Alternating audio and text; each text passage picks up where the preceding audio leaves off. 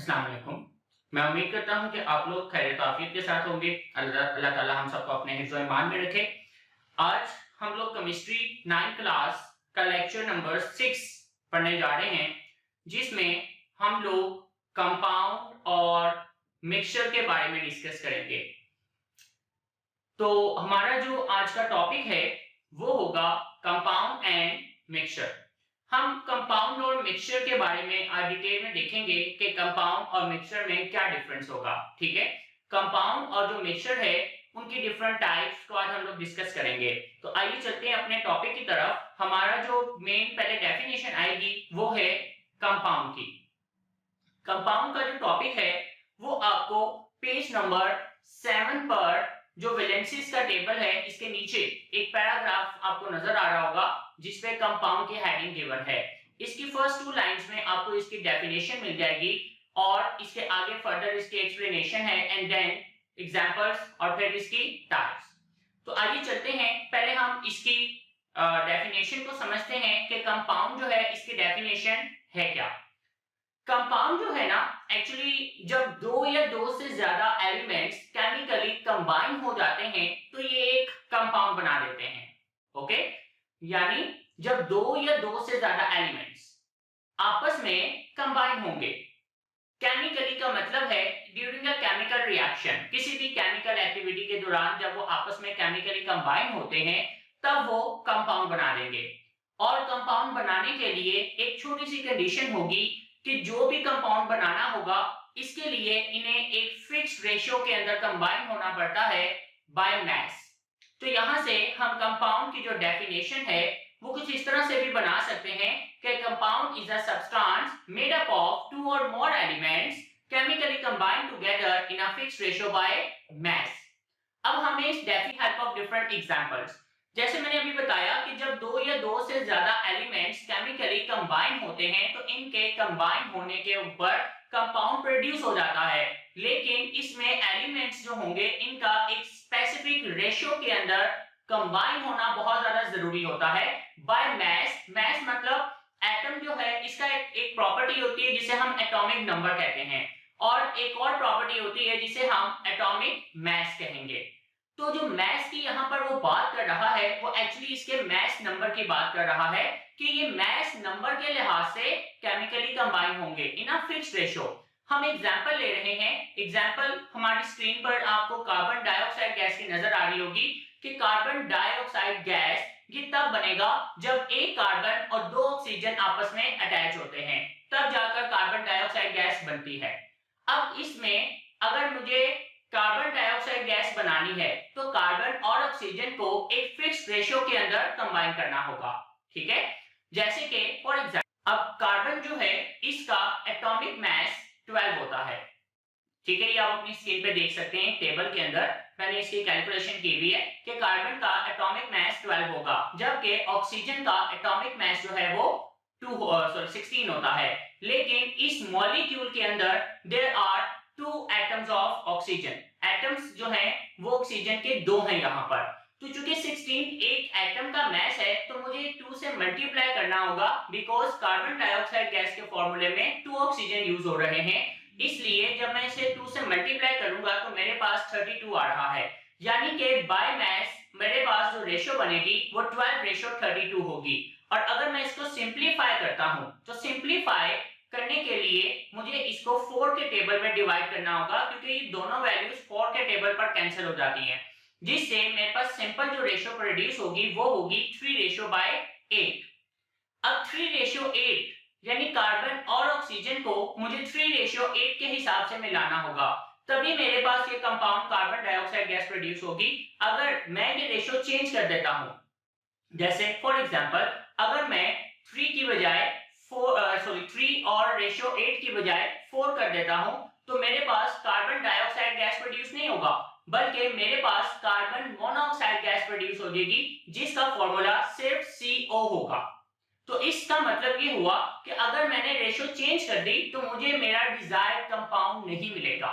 तो कंपाउंड को बनाने के लिए हमें एलिमेंट्स को एक फिक्स्ड रेशियो बाय मास के हिसाब से मिलाना होता है। तो इसकी एक और एग्जांपल हम देखते हैं ताकि हमारा ये जो कॉन्सेप्ट है वो फर्दर जरा क्लियर हो जाए। हम इसकी सेकंड एग्जांपल जो है वो वाटर के हिसाब से ले रहे हैं। इसमें भी आपको एक ऑक्सीजन और 2 हाइड्रोजन एटम्स अटैच होते हुए नजर आ रहे होंगे, ठीक है। यानी एक ऑक्सीजन है मिड में और इसके साइड पर 2 हाइड्रोजन एटम्स हैं। अगर मैं हाइड्रोजन के मास की बात करूं तो हाइड्रोजन का एटॉमिक मास 1 होगा, लेकिन चूंकि यहाँ पर 2 एटम्स मौजूद हैं तो मुझे इसे 2 से मल्टीप्लाई करना होगा। इसलिए जब मैं इसको 2 से मल्टीप्लाई करूंगा तो मेरे पास हाइड्रोजन का जो मास बन रहा है वो 2 है और मुझे रेशियो लेनी होगी ऑक्सीजन के साथ। ऑक्सीजन का मास होता है 16, चूंकि एक ही एटम है तो मैं इसलिए इसको 1 से मल्टीप्लाई करूंगा तो मेरे पास सिंपल 16 आ जाता है नीचे। तो रेशियो क्या बन गई 2:16। अब जो 2:16 है, अगर मैं इसको सिंपलीफाई करना चाहूं तो 2 के टेबल पे मैं इसको कैंसिल कर देता हूं तो मेरे पास सिंपल रेशियो बनेगी 1:8। इसका मतलब क्या हुआ कि अगर मुझे वाटर प्रोड्यूस करना है तो मुझे हाइड्रोजन और ऑक्सीजन को 1:8 के हिसाब से मिलाना होगा, क्योंकि जब ये 1:8 के हिसाब से मिलेंगे तो ही ये कंपाउंड प्रोड्यूस होगा। अगर ये 1:8 के हिसाब से कंबाइन नहीं होंगे तो मेरे पास वाटर प्रोड्यूस नहीं होगा, ठीक है। तो हमारे पास जो डेफिनेशन है वो सिंपल हो गई कि कंपाउंड है क्या, compound is a substance made up of 2 और मोर एलिमेंट्स। भाई एक या एक से ज्यादा एलिमेंट्स के कंबाइन होने से बनता है together in a fixed ratio by mass, ठीक है। जब वो केमिकली कंबाइन होंगे in a fixed ratio by mass, मैं उम्मीद करता हूं कि आपको फिक्स्ड रेशियो बाय मास का कांसेप्ट क्लियर हो गया होगा, ठीक है बेटा। इसी तरह हमारे पास मजीद जितने भी कंपाउंड्स हैं उनमें जितने भी एलिमेंट्स हैं उनकी एक खास रेशियो होती है। अगर आप वो रेशियो चेंज करेंगे ना तो वो कंपाउंड चेंज हो जाएगा, उसकी प्रॉपर्टीज चेंज हो जाती हैं। हमारे पास इसकी क्लासिफिकेशन है वो आपको बिल्कुल उससे नेक्स्ट पेज के ऊपर मिल जाएंगी, ठीक है, स्टार्टिंग पर ही। तो हमने एलिमेंट्स जो कंपाउंड्स हैं इनको क्लासिफाई किया हुआ है इनटू डिफरेंट कैटेगरीज, जैसे कि आयोनिक कंपाउंड है, कोवैलेंट कंपाउंड है। तो आइए पहले हम इसमें कोवैलेंट आयोनिक कंपाउंड को समझते हैं कि आयोनिक कंपाउंड्स क्या होते हैं। आयोनिक कंपाउंड्स आयंस से बनते हैं, जैसे कि आपको नाम से ही आइडिया हो रहा होगा, आयोनिक ये आयन से वर्ड निकला है, ठीक है। Ionic compounds are made up of ions, ये आयन से बने होते हैं। तो ये कंपाउंड्स इनकी खासियत ये है कि ये मॉलिक्यूलर फॉर्म में एग्जिस्ट नहीं करते, बल्कि ये एक खास 3 डायमेंशनल स्ट्रक्चर बनाते हैं जिसे हम एक क्रिस्टल लैटिस कह सकते हैं, ओके। यानी ये जितने भी कंपाउंड्स हैं they made a 3 dimensional structures which are called crystal lattice, इसे हम क्रिस्टल लैटिस कहते हैं। ये आप अपनी स्क्रीन के ऊपर भी देख सकते हैं कि किस तरह से सॉल्ट की मैंने एग्जांपल ली हुई है। अब सॉल्ट जो है अगर हम इसके मॉलिक्यूल्स को देखें तो वो एक 3 डायमेंशनल फॉर्म में अरेंज हुए हुए हैं, जो आप अपनी सेकंड डायग्राम के अंदर देख पा रहे होंगे। अब ये जो सेकंड डायग्राम है इसमें तमाम आयंस एक खास वे में अरेंज हुए हुए हैं। उसको सिंपलीफाई करके मैंने थर्ड डायग्राम के अंदर दिखाया हुआ है। अब थर्ड डायग्राम के अंदर आप देख सकते हैं कि एक क्लोराइड आयन चारों तरफ से सोडियम आयन यानी पॉजिटिव आयन से कवर्ड है। इसी तरह एक सोडियम आयन वो अपने चारों तरफ से नेगेटिव आयन यानी क्लोराइड आयन के साथ घिरा हुआ है। तो इस तरह ये जब ऑपोजिट चार्जेस इकट्ठे होते हैं तो ये एक क्रिस्टल लैटिस बना देते हैं, एक 3 डायमेंशनल स्ट्रक्चर तैयार करते हैं और हम इसे सॉल्ट कहेंगे और यही सॉल्ट्स आयोनिक कंपाउंड्स कहलाते हैं। तो आयोनिक कंपाउंड्स ये हैं क्या? Ionic compounds do not exist in independent molecular form, they form a 3-dimensional crystal lattice in which each ion is surrounded by oppositely charged ions। तो ये इसकी एक्सप्लेनेशन है और एग्जांपल्स के तौर पर हमारे पास NaCl है। इसके अलावा जो फर्दर एग्जांपल्स हैं हमारे पास उसमें पोटेशियम ब्रोमाइड KBr आ जाता है, ये भी एक व्हाइट कलर का सॉल्ट होगा जो आप अपनी स्किन पे देख सकते हैं। इसी तरह कॉपर सल्फेट है, ये एक ब्लू कलर का सॉल्ट होता है जो क्रिस्टल फॉर्म में मिलता है, ठीक है। तो ये आपके पास इसकी डिफरेंट एग्जांपल्स थी। We have a lot of examples, लेकिन ये कॉमन एग्जांपल्स जो आपकी बुक में मेंशन थी ये वही है जो आपको डायग्राम में नजर आ रही हैं, कॉपर सल्फेट, पोटेशियम ब्रोमाइड और NaCl। अब हम लोग नेक्स्ट चलते हैं कोवैलेंट कंपाउंड्स की तरफ। कोवैलेंट कंपाउंड्स की तरफ जाने से पहले वो लोग जो इस चैनल पर नए आए हैं इस चैनल को सब्सक्राइब कर दीजिएगा और इसके साथ साथ आप बेल आइकन को प्रेस कर दीजिएगा। इससे ये होगा कि आपको जो है नए आने वाले तमाम लेक्चर्स की नोटिफिकेशन मिलना शुरू हो जाएगी, ठीक है। इसके अलावा हमने अपने चैनल के ऊपर एक प्लेलिस्ट बना दी हुई है जिसमें आपको 9th 10th के तमाम सब्जेक्ट्स के जो लेक्चर्स होंगे chemistry, physics, bio, computer, maths, वो आपको एक ऑर्डर फॉर्म में मिल जाएंगे। आप जो भी लेक्चर वहां से चाहें सुन सकते हैं। तो आइए चलते हैं अपने नेक्स्ट पॉइंट की तरफ, और वो है कोवैलेंट कंपाउंड्स। अब जो कोवैलेंट कंपाउंड है, इसकी डेफिनेशन आपको आयोनिक कंपाउंड्स के नीचे पैराग्राफ के अंदर मिल जाएगी। ठीक है, आप वहां से इसको मार्क कर सकते हैं। अब जो कोवैलेंट कंपाउंड्स हैं, इनकी क्या खासियत होती है? कोवैलेंट कंपाउंड्स ये ऐसे कंपाउंड्स होंगे जो दरअसल मॉलिक्यूलर फॉर्म में एग्जिस्ट करते हैं, क्योंकि ये वो मॉलिक्यूल्स हैं जो आयन से नहीं बनते, बल्कि ये इलेक्ट्रॉन्स की सिर्फ शेयरिंग से बने होते हैं। इसलिए इनका मेल्टिंग एंड बॉइलिंग पॉइंट कम होगा, और तो और ये आपको नेचर में एक मॉलिक्यूलर फॉर्म में मिल जाते हैं। लाइक ऑक्सीजन है, एक मॉलिक्यूल है, नाइट्रोजन एक मॉलिक्यूल है, इसी तरह हाइड्रोजन एक मॉलिक्यूल है। ठीक है, hydrogen gas, oxygen gas, nitrogen gas, these are examples of molecules. यही नहीं, हमारी जो डेली लाइफ में आप ग्लूकोज यूज करते हैं, आप शुगर यूज करते हैं, वो भी एक मॉलिक्यूलर फॉर्म में एग्जिस्ट करती है, लेकिन चूंकि उसका मास ज्यादा होता है, इसलिए वो आपको सॉलिड फॉर्म में और एक क्रिस्टल फॉर्म में मिल जाती है। लेकिन हम उसे मॉलिक्यूल कंसीडर करेंगे क्योंकि वो एक कोवैलेंट कंपाउंड है। इसके अलावा हमारे पास फर्दर एग्जांपल्स हैं इसकी, जैसे कि सल्फ्यूरिक एसिड है, इसके अलावा वाटर है और हाइड्रोक्लोरिक एसिड है। ये तमाम कोवैलेंट कंपाउंड्स हैं जो आपको आपकी डेली लाइफ के अंदर डिफरेंट फील्ड्स में यूज करते हुए मिल जाते हैं। ठीक है, तो ये कोवैलेंट कंपाउंड्स ज्यादातर गैसेस फॉर्म में और लिक्विड फॉर्म में एग्जिस्ट करते हैं।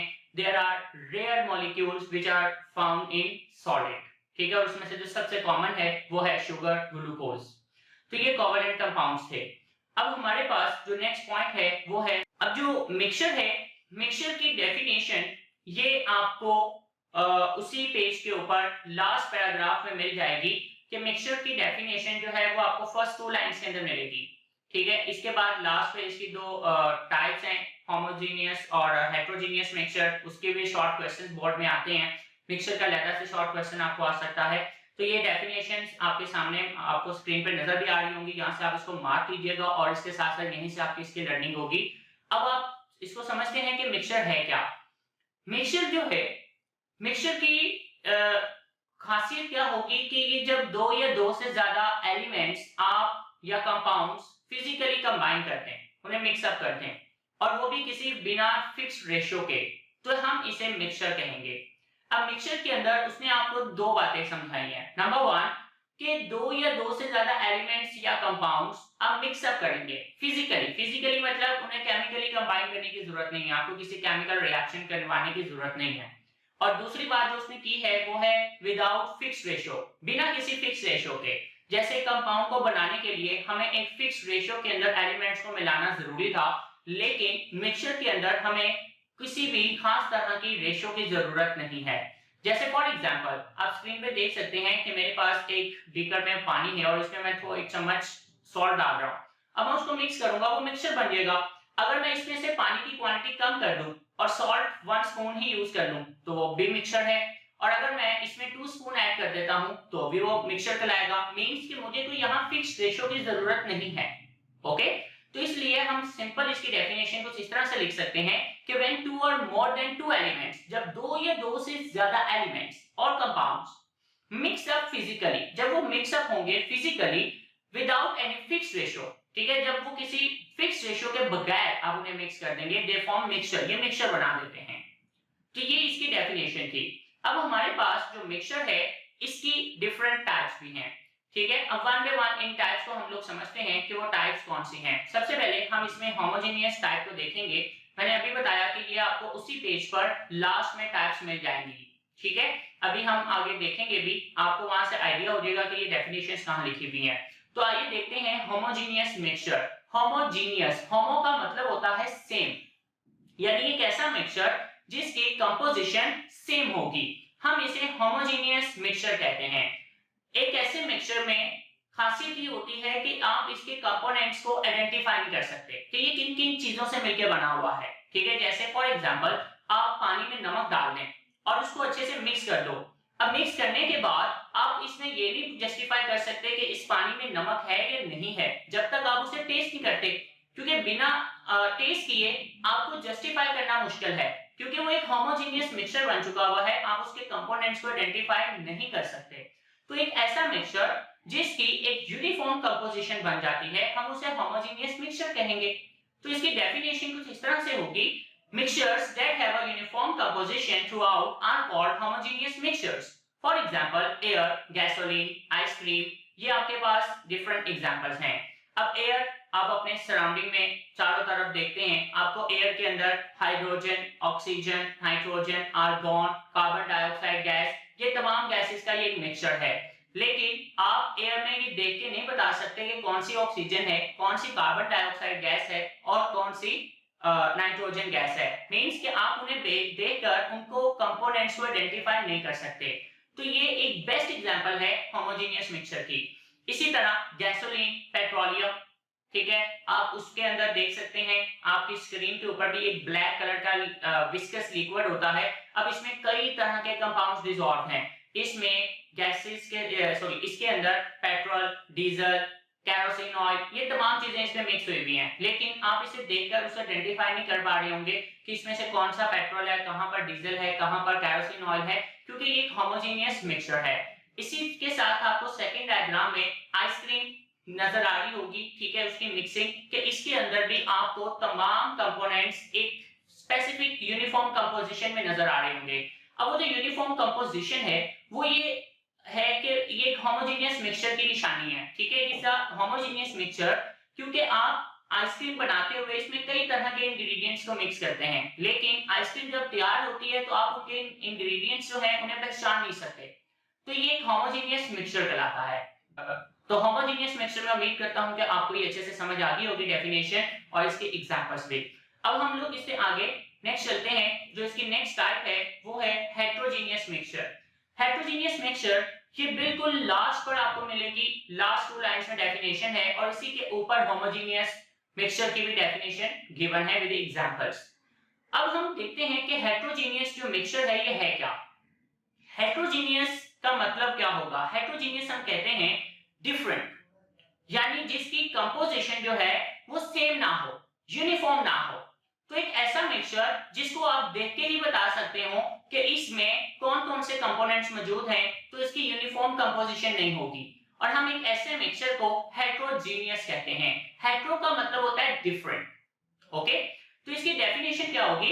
Heterogeneous mixtures are those in which the composition is not uniform. इसमें जो कंपोजिशन है वो एक जैसी नहीं होती।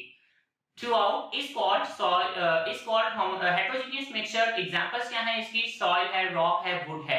आप अपनी पिक्चर पर, स्क्रीन पर भी देख सकते हैं पिक्चर में कि आपको सॉइल के अंदर different stones, soil particles, sand, ये चीजें नजर आ रही होंगी।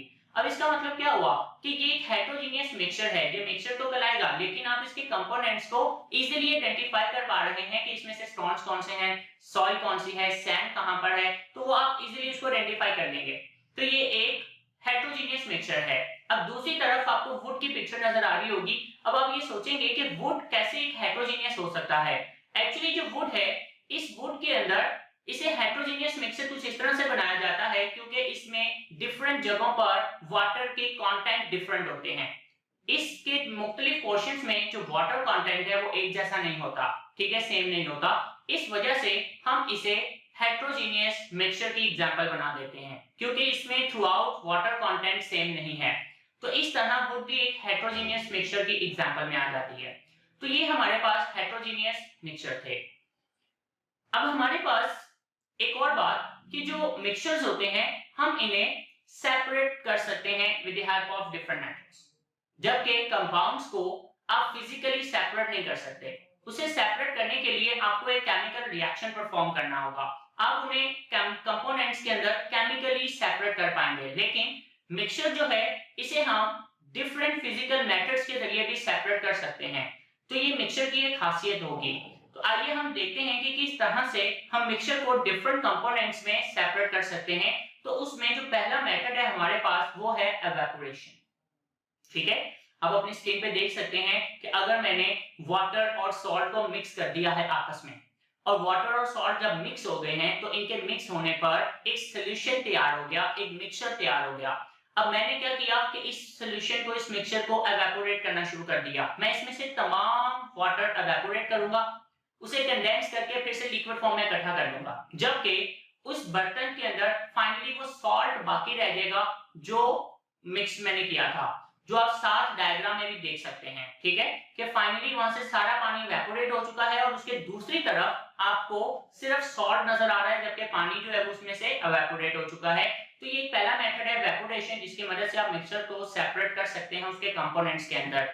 इसमें जो हमारे पास सेकंड मेथड होगा वो है फिल्ट्रेशन का।